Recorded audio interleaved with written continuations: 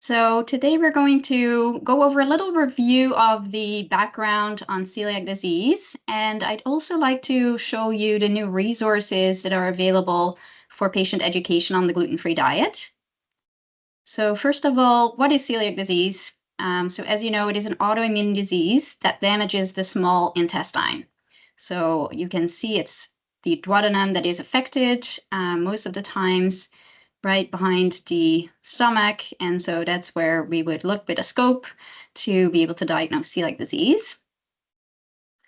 And it is triggered by gluten, we know that. And so you can see here in this picture that whenever we eat wheat, right, this gets broken down into gluten peptides. But in a patient with active celiac disease, this digestion happens incompletely. So these gluten peptides, little proteins, they end up going through the intraepithelial cell wall, and then they cause this inflammatory reaction where there's all these inflammatory products, IL-15, IL-12 being produced. And these also present themselves to the CD4 T cell, and then the B cells of our immune system, they start producing antibodies. So they could be the TTG antibodies, or they could be deamidated gliadin peptides. And our immune system is also able then to create memory. So whenever gluten again enters the intestine, this immune reaction will occur.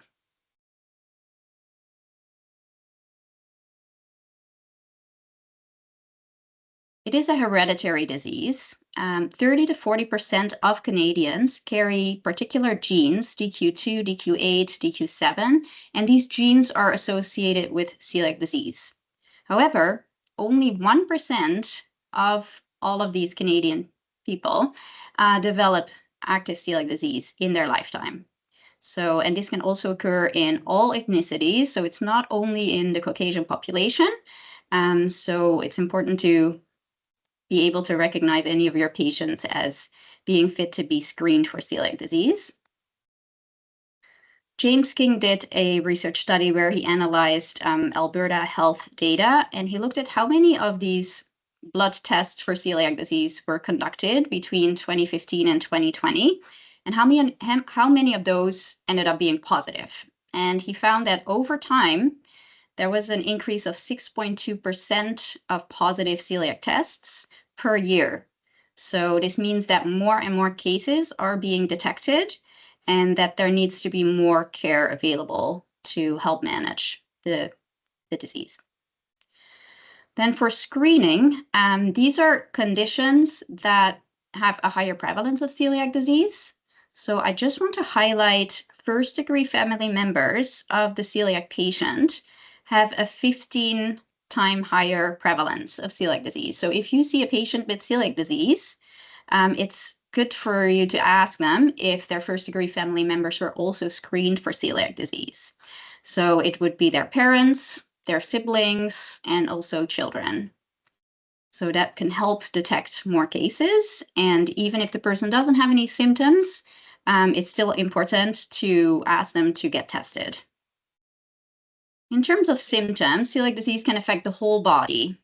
So in terms of the general nutrition, people can develop poor appetite, malnutrition. In children, we would have to monitor their growth. But at any weight, a person can be diagnosed with celiac disease. So they don't have to be underweight. They could be overweight or obese. Muscle wasting is important to also be aware of that and to find ways for the patient to rebuild the muscle mass. The most common nutrient deficiencies that we see are iron, zinc, copper, and vitamin D, and deficiencies are actually prevalent up to 87% in the newly diagnosed patient, but even on the gluten-free diet, more than 60% will have a dietary nutrient deficiency. And gastrointestinal symptoms can be varied. They can present with upper GI symptoms or bloating, abdominal pain, constipation, or diarrhea, or they might have alternating bowel habits. Then in terms of the skin, you can see on the right a picture here of what is called the celiac form of, or the skin form of celiac disease, dermatitis herpetiformis. So this occurs in a small percentage of the patients where they would have symmetrically presenting rash, and you can see these blisters that occur that are very itchy and very burdensome for the patient. So they would have to be referred to a dermatologist to get diagnosed with this. There is a cross-reaction of the immune system being active and then also affecting bone health. So this is even independent of whether the patient's consuming enough dairy products, whether it's well absorbed. If there is this inflammatory reaction, it can prevent the bone generation. And arthralgia, arthritis are also very common in the patients. You can see here a picture of how it could affect dental health. This is usually seen in children. People can also have mouth sores, and neurological symptoms are prevalent as well. So important to assess also extraintestinal symptoms like headaches, migraine, brain fog. When we conduct a questionnaire for our registry of celiac patients, we find that over 50% of patients have anxiety or depression or both of them. So it's important to assess this and to refer patients to psychotherapists if that's what they want and if that's available. Neuropathy is very common. Ataxia is basically a malcoordination of muscles and might be causing imbalance. Chronic fatigue is common, can affect the reproductive system as well. And very important is that celiac disease can present with any of these symptoms, but it can also present with none of them at all. So even if the patient doesn't have any symptoms, if they have the confirmed diagnosis, it's important that they follow the gluten-free diet lifelong, just as strict as any other person, fortunately, need to be. For the diagnosis, the first step is to send the patient to their family doctor to get a blood test done. This is the total IgA, immunoglobulin A, as well as the antibodies. And this can be then the anti-tissue transglutaminase is the most commonly one tested. In the hospital here, we do also diabetic gliadin peptide and endomysial antibodies. The second step is then to confirm the diagnosis, because there is 5% of patients who may have a false positive test. So we want to make sure that definitely if the patient has a positive test result, that it's definitely celiac related. So an upper endoscopy is necessary for that, and we need 4 to 6 biopsies of the first and second part of the duodenum to confirm the diagnosis. So this will then be looked under a microscope and evaluated. Sometimes genetic testing is done, but this is only a very small population that we have genetic testing done. It's an expensive test, and it's only used to rule out celiac disease. So it's especially if a person is already on a gluten-free diet, they're not willing to start eating gluten to see if celiac becomes active. So then in that case, we might use it to rule out celiac disease. Because in 99% of active celiac disease patients or with celiac disease, they do carry these genes. So it's highly unlikely that they would develop celiac disease in their lifetime if they have the genes. This is a pathway that we developed. So if a person tests negative for their blood work, this IgA antibody TTG, it doesn't mean that they will never develop celiac disease. You have to still be vigilant if they have symptoms that may lead to thinking of a celiac diagnosis, especially in these first-degree family members, for example. We tell them to retest themselves every 3 to 5 years. So how do we interpret these biopsies? So under the microscope, we are able to see these beautiful villi, and this is what they look like if they're healthy. Now, when they become inflamed, they start shrinking, and you can see they become smaller and smaller, and so more and more lymphocytes start building up in these villi. So we need both the increased lymphocytes and also these, we call it Marsh 3A, B, or C presentation for it to be called celiac disease. Now, we know that patients need to be on a gluten-containing diet to diagnose the celiac disease. They need to consume 6 to 10 grams of gluten, so that's 2 slices of wheat bread per day, at least 6 weeks. That's the minimum duration. So if they don't have enough gluten intake, we would recommend them to do this gluten challenge. And they also need then to be scheduled for an endoscopy. So it's important that you have first the date of the endoscopy planned, and then 6 weeks prior to that, you can tell the patient to start the gluten challenge. Consider that this is a burden for the patient. They will start having symptoms, and so you might add on an extra week in which they can build up slowly the amount of wheat bread or whatever product they want to eat. And they could take also some digestive enzymes to help manage the symptoms. So the only treatment, unfortunately, is a lifelong, strict gluten-free diet. And so gluten is the most common protein in wheat, rye, and barley, but also in derived grains. So botanical variants like spelt, kamut, also need to be avoided. And how did they determine the threshold for gluten-free foods? That was based on this study by Dr. Carlo Cattassi in Italy in 2007. So he recruited 39 participants, and they were given either a placebo, 10 milligrams of gluten in a capsule, or 50 milligrams of gluten. And then he also had 20 healthy adults.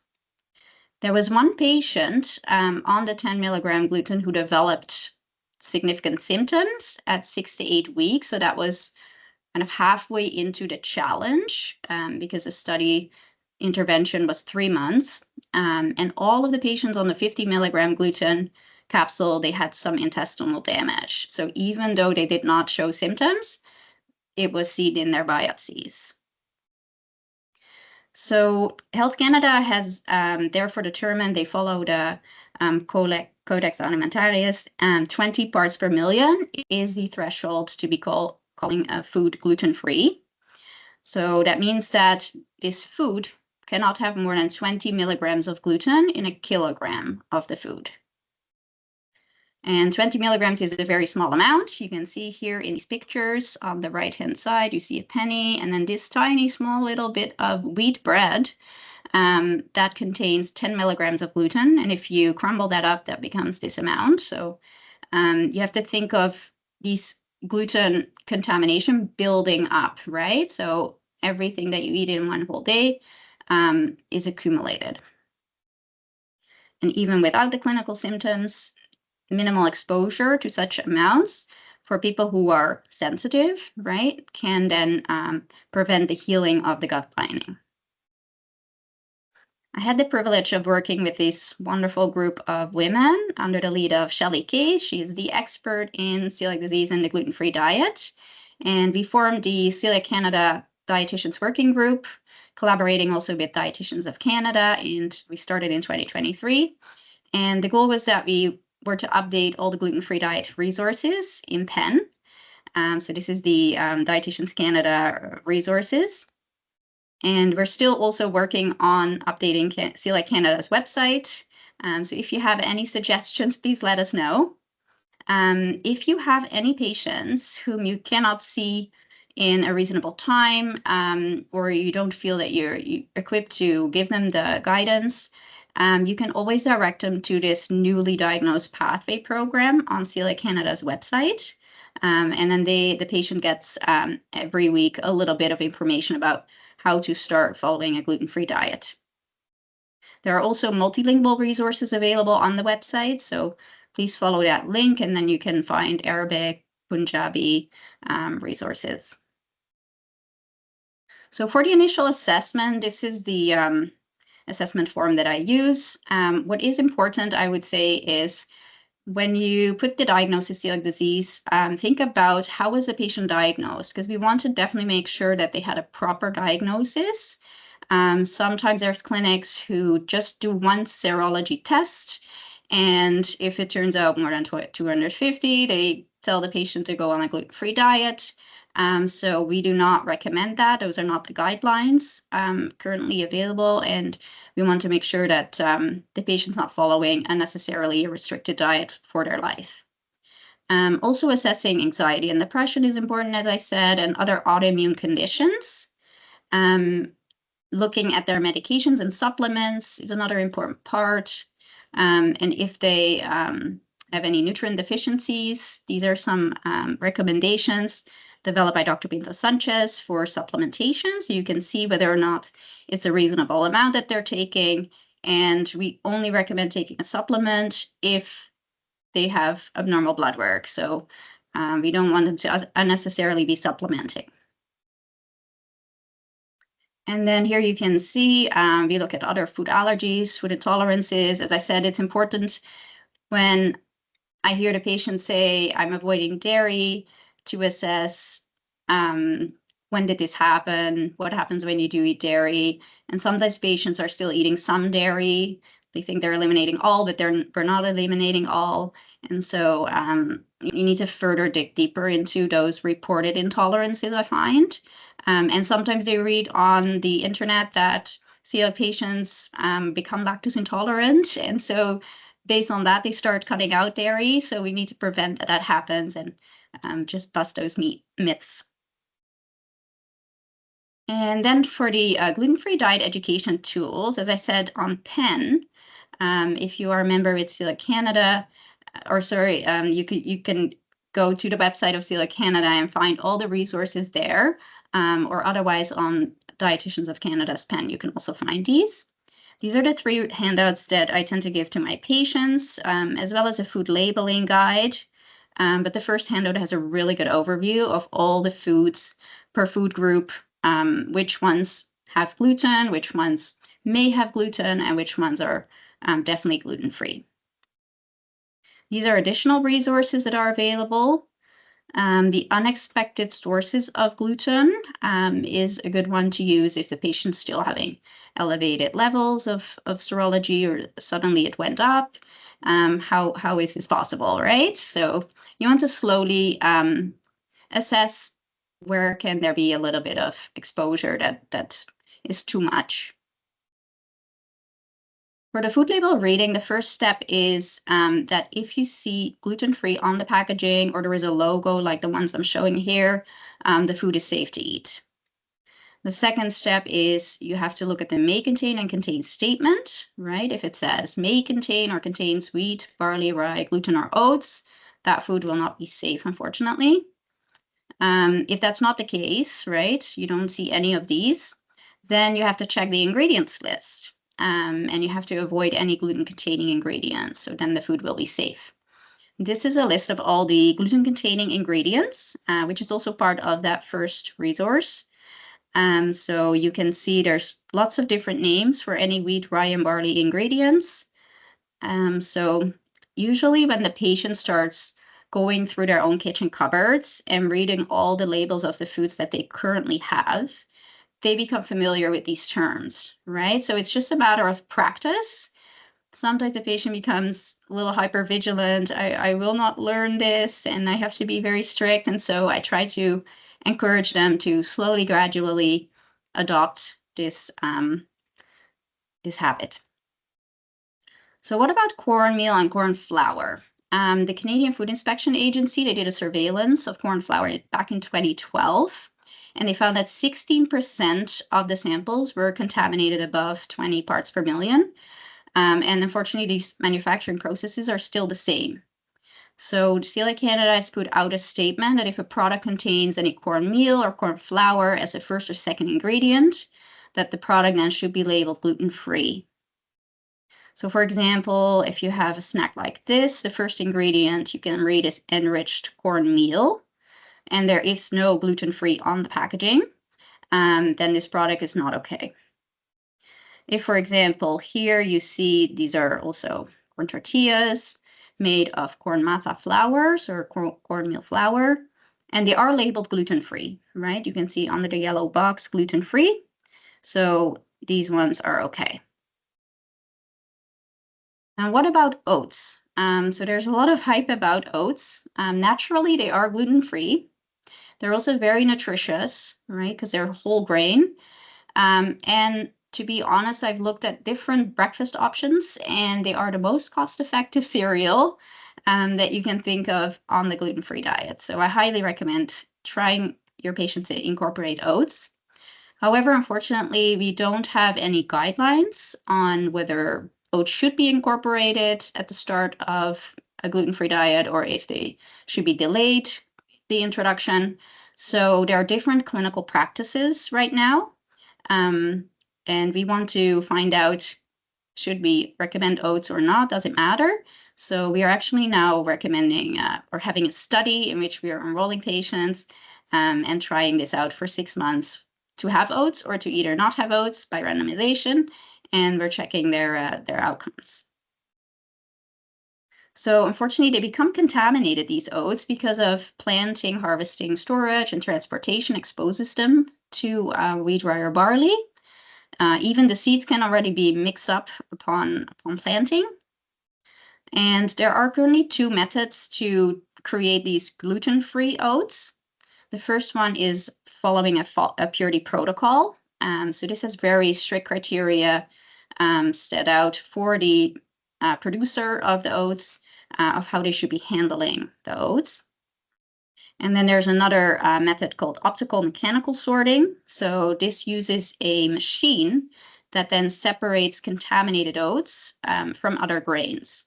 So unfortunately, the barley kernels and the oat kernels look a lot alike. So even if the machine tries to distinguish them and sort them, it's not always doing a great job.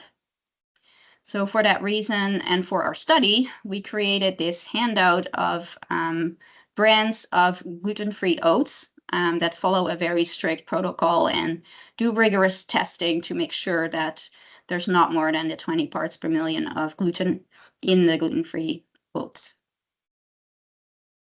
What about medications and supplements? So gluten in the form of wheat starch can be part of the ingredients to help bind the pills together. There are no regulations for putting gluten-free claims on these medications and supplements in Canada. And the majority of medications, they contain actually very, very minimal amounts of gluten. It's estimated that maximum 0.5 milligram of gluten per pill or tablet can be in the medications or supplements. Now, if the ingredients don't contain any gluten ingredient, then we assume that is safe for consumption because it's such a small amount. This is, for example, a label of a fiber supplement. And so here you can see it's clearly an ingredient. So wheat dextrin contains gluten, and we cannot allow a patient to have this on their diet. Then in terms of personal care products, we get this asked a lot. Sufficient amount of gluten needs to get to that part of the small bowel to cause an inflammatory reaction. So first of all, the amount of gluten in the cosmetics and personal care products is low. And on top of that, the amount that would be ingested is also very small. So we do not recommend having to switch over to any gluten-free products if it is topical or just used for toothpaste. What about gluten cross-contact, gluten cross-contamination? There are 2 different terms, but we tend to use now more cross-contact. It occurs when a gluten-free food comes in contact with gluten. So for example, if you're pouring gluten-free flour into a container that previously had wheat flour in it and you're not washing the container. So there is an area where it is out of our control to manage the cross-contact, like when the food is being produced in the fields, when it's transported in the factories, and also how they're handling it in the shop.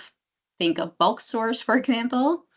But then also in a restaurant, we have some control. We can ask questions about the menu, about the ingredients, about the cross-contamination handling. And so we have some control. And then it's completely in our control in our own kitchen. So this is a long list. I'm not going to go over all of it, but in the handout about cross-contact on pen, you are finding this list of how to avoid cross-contact at home. And we try to find ways of how patient can help manage this the best. So for example, if they cannot afford buying their own separate dedicated toaster for bread, maybe they can buy some of these sleeves that you can see on the right-hand side. They're made of parchment, and you can put your slice of bread in there. It's also good for traveling. so that way you don't have to have another appliance on your kitchen counter. Patient can also heat up their slice of bread in a pan if they want to. Other things could be, for example, the barbecue. So some patients decide to completely switch to having only one side of the barbecue completely gluten-free. Or if it is a shared barbecue, they would have to put tin foil under their gluten-free food. And then at the bottom, very important is that condiments, if they're being shared, that there is either a no double dipping rule or that you have your own dedicated gluten-free peanut butter, jam, and so on. For dining out, there is an app called FINI Gluten-free. Or of course, you can also get input from friends and family and their experiences. I recommend that the patient call the restaurant or food establishment in advance, and then they can ask if they have any gluten-free menu options. It's always important to tell them that you have celiac disease, because that way they understand the significance of avoiding being strict about it. So then you have to ask what are the ingredients of the items and how do they avoid cross-contamination, and you can ask specific questions. Once you've done that, and you can still decide if you feel comfortable going to that place or not. We have made a restaurant card. So this is for the patients in our clinic. It states, I have celiac disease. I get sick if I eat anything that contains wheat, rye, or barley, even though you may not have the actual symptoms that can be seen, there's still a reaction happening in the gut. So then these are some more specific questions that you can ask. Do they use a dedicated fryer?